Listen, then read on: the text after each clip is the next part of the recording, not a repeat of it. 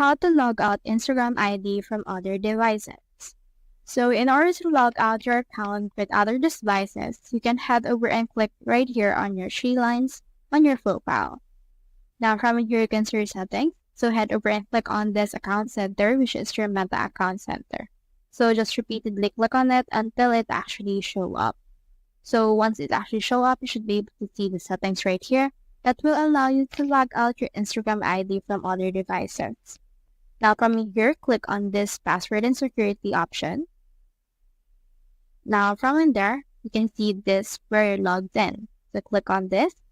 Now click on your account right here and then scroll down and then just tap on one of them and then click on the select devices to log out and then select the devices you want to log out and then click on the log out option that you can see right here on the very bottom.